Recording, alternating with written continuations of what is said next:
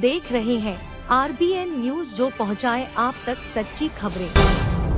नमस्कार। दिल्ली के अंदर जो है बाढ़ का संकट अभी लगभग ख़त्म सा हो गया है, और लेकिन अब जो सबसे बड़ा सवाल उठ रहा है कि दिल्ली के अंदर जो है ये भीषण तबाही का मंजर देखने को मिला, आखिरकार इसका जिम्मेदार कौन है। भारतीय जनता पार्टी और आम आदमी पार्टी कहीं ना कहीं एक दूसरे पे आरोप प्रतिरोप करते हुए नजर आए, और कहीं ना कहीं दिल्ली में जो बाढ़ का संकट मंडराया था उसका आरोप एक दूसरे के ऊपर लगाते हुए नजर आए। तो आज हम बातचीत करने के लिए हमारे साथ मौजूद हैं महेश अमाना जी, जो कि भारतीय जनता पार्टी के नेता भी हैं, साथ ही पूर्व पार्षद हैं मीठापुर वार्ड से। तो आज हम इनसे बातचीत करेंगे कि भारतीय जनता पार्टी जिस तरह के आरोप अरविंद केजरीवाल के ऊपर लगा रही है, और आम आदमी पार्टी कहीं ना कहीं उसका पलटवार करते हुए बीजेपी के ऊपर पूरा आरोप मलना चाह रही है, तो आखिर इनकी नज़र में क्या कुछ कहना चाहते हैं, और जो जिम्मेदार आखिरकार दिल्ली के अंदर जो बाढ़ आया था उसका कौन है। सर, क्या कुछ कहना चाहेंगे? दिल्ली के अंदर जो बाढ़ का मंजर आया, आखिरकार आप इसका जिम्मेदार किसको मानते हैं? सबसे पहली बात तो ये है कि बाढ़ तो पहली बार नहीं आई है जी। बाढ़ तो सदियों से आती रही है, आज का समय हो या पुराना कोई भी समय हो। इसको हम राजनीतिक तौर पे क्यों जोड़ देते हैं, ये एक अलग पहलू है। व्यवस्थाएं सरकार बनाती है जी। सरकार ने व्यवस्थाएं जो बनाई, अंग्रेजी राज को कई बुजुर्ग अच्छा कहते हैं, भले ही वो हमारे ऊपर शासन करते थे, हमारे साथ दुराचार करते थे, उन दुराचारों की वजह से उनको यहाँ से हमने उनका विरोध किया जी। अगर सही मायने में वो सही रूप में चलते रहते तो शायद विरोध नहीं होता। अंग्रेज शासन लगभग कोई भी काम करता था जी। तो वो ये सोच के करता था कि हम 500 साल आगे तक की वो योजना बनाता था, कम से कम 500 साल की योजना। जहाँ भी उन्होंने बिल्डिंगें बनाई या उन्होंने कोई भी कार्य किए, अब मैं मिसाल के तौर पे कहूँ तो अंग्रेजी राज में यमुना नदी के ऊपर 2 पुल बने। एक पुल बना आगरा में, एक पुल बना शाहदरा में, जिसके ऊपर से ट्रेन भी निकलती थी, आज भी निकल रही है, और उसके ऊपर से वाहन भी निकलते थे। उसके बाद हमने कितने अनेकों पुल बनाए हैं, अनेकों रेलवे पुल बनाए हैं, अनेकों वाहन पुल बनाए हैं, आने जाने के रास्ते बनाए हैं। लेकिन केवल पुल बनाने से केवल यमुना का समाधान नहीं। यमुना का समाधान ये है, आपने जो यमुना का दायरा था उसको धीरे करते करते करते करते छोटा कर दिया जी। और छोटा करते करते उसके अंदर भी छोटा करने के बावजूद भी जो आपने दिल्ली के अंदर उसकी सीमा बांधी, यानी दोनों तरफ जो बांध बांधे, उधर उत्तर प्रदेश की सीमा की तरफ भी आपने बांध बांधा जी। इधर दिल्ली की तरफ की जो सीमा है उसमें भी बांध बांधा, और दिल्ली और फिर आगे हरियाणा भी चला गया जी। तो ये पुस्ता कुछ दूर हरियाणा तक भी जाता है। महावतपुर एक गांव में, महावतपुर आगे वहाँ तक जाता है, बाकी उसके पश्चिम हिस्से में अभी पुस्ता नहीं है यमुना के ऊपर। तो ये जो पानी है, पहले 78 में जब बाढ़ आई थी तो आप मीठापुर गांव में भी पहले बाढ़ आती थी, यहाँ तक भी पुस्ता नहीं था उस समय। पुस्ता नहीं था, तो यहाँ तक बाढ़ आती थी। जी। जब पुस्ता बांध दिया गया, उसके बाद क्या है कि यमुना में जब भी पहाड़ों में बारिश होती है, भूस्खलन होता है, तो कितना पहाड़ की मिट्टी, मलबा, उसमें से रेत वगैरह जो टूट के फूट के वो बनता है, जिसको हम यमुना सेंट भी कहते हैं, वो भी बह करके पीछे से आता है। ये जो सारा बह करके आता है, कहाँ आता है? जमुना के अंदर ही तो आता है जी। समुंदर में जाने में तो बहुत समय लगता है उसको। जी। इसका मेन कारण क्या रहा कि इसकी दिल्ली के अंदर तो बिल्कुल ही, यमुना के अंदर जो है, जो यमुना सेंट निकलती थी उसको बंद कर दिया गया। अब कितने नाले, कितने और इंडस्ट्रियल फैक्ट्रियों से जो केमिकल बह के आता है, कितना मलबा बह के आता है नालों के अंदर, कितना कूड़ा बह के आता है, वो क्या होता है, वो यमुना के अंदर जमा होता रहता है। यमुना के अंदर अब कोई भी चीज़ है, आप एक डब्बा रख दो, उसमें रोज थोड़ा सा कूड़ा डालो, वो भी भर जाएगा। यमुना की जो सतह है, वो सतह जो है वो भर गई, उस सतह को लेवल ऊंचा हो गया। जब किसी चीज़ का सतह का लेवल ऊंचा हो जाएगा, जब हम खेत के अंदर, मैं मिसाल के तौर पे कहता हूँ, खेत के अंदर जब हम पानी लगाते हैं, किसान लगाते हैं पानी, हम भी लगाते हैं, पक्की नालियाँ भी, उनके अंदर भी काई जम जाती थी, उसको भी साफ करते थे। उससे पहले कच्ची नाली होती थी खेतों के लिए पानी ले जाने के लिए, छोटे छोटे रजवाए भी हैं या छोटी नदियाँ भी हैं जिनसे हम खेतों के लिए पानी, उनकी भी सफाई होती है हमेशा। उन नालियों की हम घास को साफ करते थे, घास जम जाती थी, उसमें खरपतवार जम जाता था नाली के अंदर, पानी के अंदर, उसकी सफाई कैसे होती थी?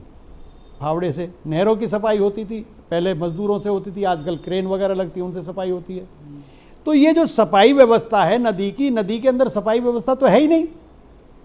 कहाँ पे सफाई हो रही है बताओ आप? कितने वर्षों से यमुना का जो रेत निकालने की, जो सेंट निकालने की प्रक्रिया थी, वो तो बंद हो गई है।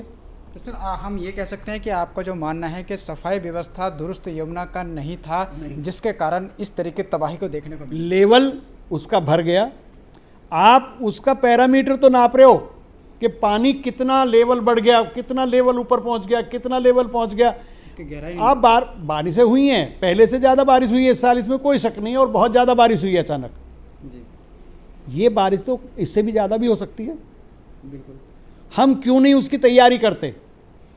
हर वो चीज़, यमुना हो, गंगा हो, या और कोई भी नदियां हों, जहाँ से भी वो बहती हैं, जिस सरकार के अधीन आती हैं, जिस प्रदेश के अधीन आती हैं, वहाँ की सरकार इसकी सबसे बड़ी जिम्मेदार है।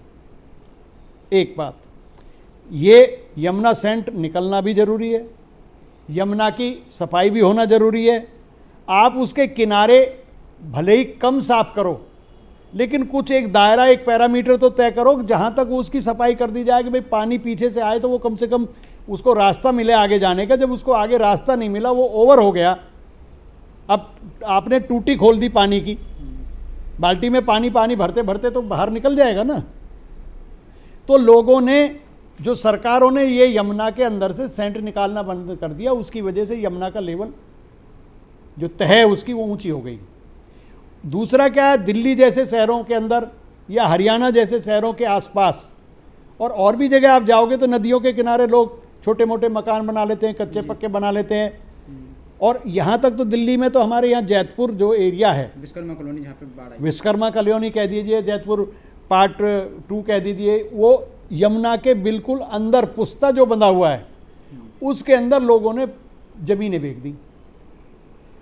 ज़मीनें मलकियत थी, मैं ये नहीं कह सकता कि वो सरकारी ज़मीन बेची, लेकिन मलकियत जो यमुना का दायरा है उसमें आप, यमुना जब आए अलग बात है, लेकिन जब यमुना नहीं होती तो उसमें खेती करने के लिए है वो सारा कुछ। आपने उसके अंदर कॉलोनी काट दी, उसके अंदर मकान बन गए, जगह तो आपने उसकी घेर ली। कुछ तो पीछे से कूड़ा कबाड़ आया, वो भर गया, वो रुक गया यमुना के अंदर। वो सफाई करती थी, यमुना हर साल बहती थी तो कुछ ना कुछ सफाई हो जाती थी। अब क्या, मकान बन गए तो उसकी वजह से वो सफाई भी रुक गई। कूड़ा कबाड़ा भी आप यमुना में डालते हो। यमुना को तो आपने एक छोटा सा नाला बना दिया दिल्ली के अंदर। यमुना का दायरा जो है उसको कम से कम, जहाँ तक उसका यमुना का दायरा है, कम से कम उसको तो क्लियर रहने दो। यमुना के किनारे किनारे पुस्ते के साथ साथ पेड़ होने चाहिए। जो पेड़ लगे हैं, पुस्ता होना चाहिए, पत्थर लगे हैं, घास लगी है, उससे क्या है वो कटाव ना हो जाए उसका, इसलिए होता है। लेकिन यमुना का कुछ दायरा तो ऐसा होता है जिसकी हर साल सफाई होनी चाहिए। जो रेत वगैरह पीछे से आता, निकल के आता, मलबा है, मिट्टी है, उसकी सफाई हो जाए, तो सफाई नहीं हुई। दूसरा, आपने कॉलोनी काट करके ले लिया। मेरा बसंतपुर गांव है यही हरियाणा के साथ, हरियाणा में जैतपुर और बसंतपुर की दोनों सीम लगती है, उसमें भी कॉलोनी कट गई। और आगे तक चले जाओ आप, नोएडा में हिंडन नदी है। हिंडन नदी के अंदर, हिंडन नदी क्यों बाहर आई? हिंडन नदी के अंदर जिनके भी लोगों के खेत आते थे, ज़मीन आती थी, वो सारी ज़मीनें बेच दी लोगों ने। उसके अंदर मकान बन गए, दुनिया भर की कॉलोनी कट गई। अब जब कॉलोनी कट रही है, मैं तो एक बात कह सकता हूँ कि कहावत है कि मंदा रोए बार बार और महंगा रोए एक बार। आपने सस्ते के चक्कर में ज़मीन यमुना में खरीद ली, ये कोई समस्या खत्म होने वाली नहीं है। बाहर की समस्या को आप खत्म करने के लिए अंदर की समस्या और खड़ी हो गई है। अंदर सफाई कैसे करोगे? यमुना की सफाई कैसे करोगे?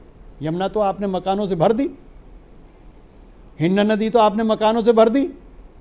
अब आप देखो ना, पीछे से, जहाँ से, यहाँ की बात नहीं कर रहा मैं, उत्तराखंड की भी बात कर रहा हूँ, हिमाचल की भी बात कर रहा हूँ, जहाँ जहाँ नदियों के किनारे लोगों ने घेर घेर के मकान बना लिए, किसी ने कुछ बना दिया, किसी ने कुछ बना दिया, वो सारे के सारे धाराशायी हो गए ना।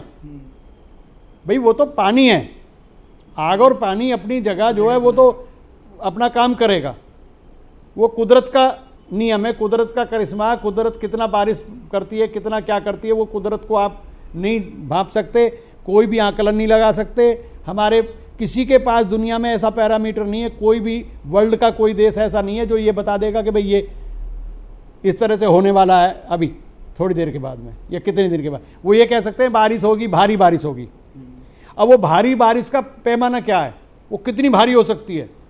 वो पहाड़ों को, पुलों को नष्ट करती चली जा रही है, दुनिया भर के लोगों को। अब वहाँ तो आप देखिए उत्तराखंड में, वहाँ जाके देखिए, बद्रीनाथ केदारनाथ की तरफ आप जाओगे, जोशीमठ में क्या हुआ है, मकान दरक रहे हैं। वो मकान क्यों दरक रहे हैं आपको पता है? पर्वत तो सारा एक ही है ना। कहाँ सबसे बड़ा बांध बंधा है उत्तराखंड में? टिहरी बांध। टिहरी बांध को जो बांधा गया है, एक तरफ उसका फायदा है, दूसरी तरफ उसका नुकसान भी ये है कि वो जो अंदर से पानी बैठ रहा है वो कच्चे पहाड़ हैं। वो पहाड़ में ही पानी घूम के अंदर अंदर अंदर अंदर अंदर अंदर अंदर उसके समा रहा है, वो उसको लचीला बना रहा है, जिसकी वजह से मकानों में दरारें आएंगी, जिसकी वजह से मकानों में भी दरार आई है। और ये जो पहाड़ ज़्यादा गिर रहे हैं आजकल, भूस्खलन जो ज़्यादा हो रहा है, उसका कारण भी यही है। हर समय भूस्खलन होते रहेंगे, हर समय पहाड़ गिरते रहेंगे, ये चलता रहेगा सिलसिला। पानी का दायरा कहीं ना कहीं चाइना ने भी बहुत बड़े बड़े बांध बना रखे हैं अपनी सीमाओं के साथ, वहाँ से भी उसका भी असर होता है। अच्छा सर, अगर ये विश्वकर्मा कॉलोनी की बात की जाए तो दिल्ली के मुख्यमंत्री अरविंद केजरीवाल जी ने एक मुआवजा तय किया था 10,000 रुपये का। नहीं लगता आपको कि जिस तरह से नुकसान वहाँ पे लोगों का हुआ है, हालांकि आपके मुताबिक लोगों ने जो वहाँ ज़मीनें काटी हैं वो गलत है, लोग वहाँ बसे हैं वो भी गलत है, परंतु नुकसान तो लोगों का हुआ है। तो इसमें 10,000 रुपये की राशि जो दिल्ली सरकार ने तय की है, कि वो सफिशिएंट है, आपको लगता है सही है? नहीं, केजरीवाल ने तो पिछले कुछ सालों, पहली बात मैं बता रहा हूँ, तब 25,000 रुपये के लिए कहा था जब उसकी सरकार नहीं थी, शायद 2016 में उसने कहा था कि भाई सरकार आ गई थी, लेकिन उन्होंने कहा था यमुना के जो जिनको नुकसान होता है, जो मतलब इस तरह की आपदा आती है उसमें नुकसान हो, तो कम से कम 25,000 रुपये उसको मिलना चाहिए जी। पैसा तो 10,000 से कुछ नहीं होता, 25,000 जो उन्होंने बोला कम से कम उतना तो उनको देना ही चाहिए। वैसे कभी किसी की पूर्ति होती नहीं है।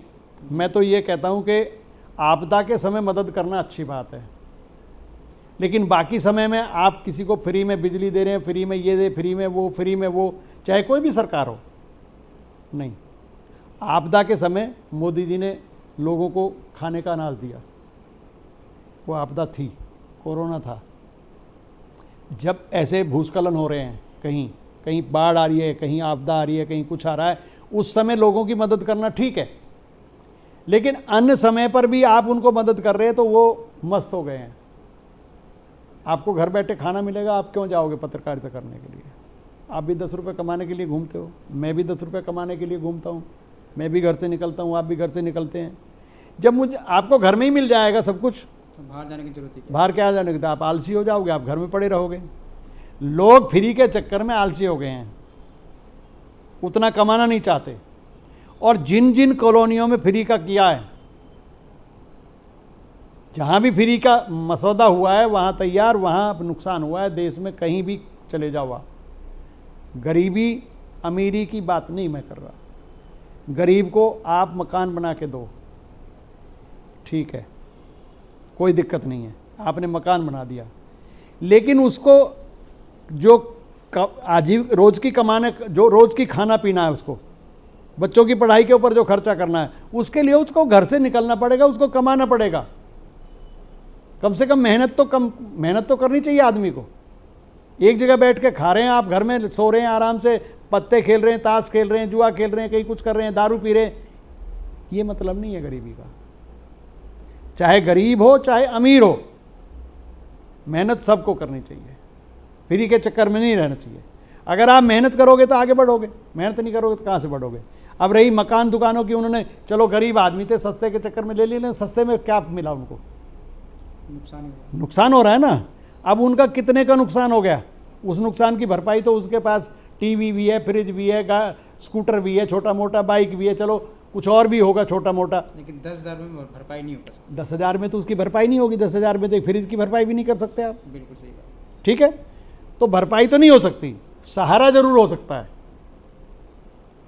सहारा जरूर हो सकता है। तो आपदा में सहारा जरूरी है, लेकिन जब आपदा नहीं है उस टाइम भी आप जो फ्री के चक्कर में कर रहे हो, तो वोट की राजनीति ने देश को बर्बाद कर दिया है।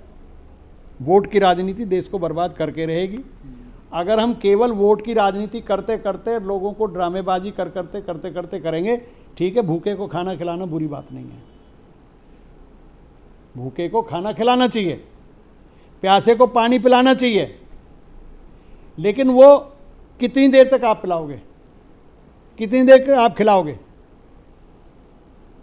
देश का राजा मोदी है जी। अगर पूरे देश को फ्री में खिलाने लगेगा तो देश का बेड़ा गर्क हो जाएगा, देश भी डूब जाएगा।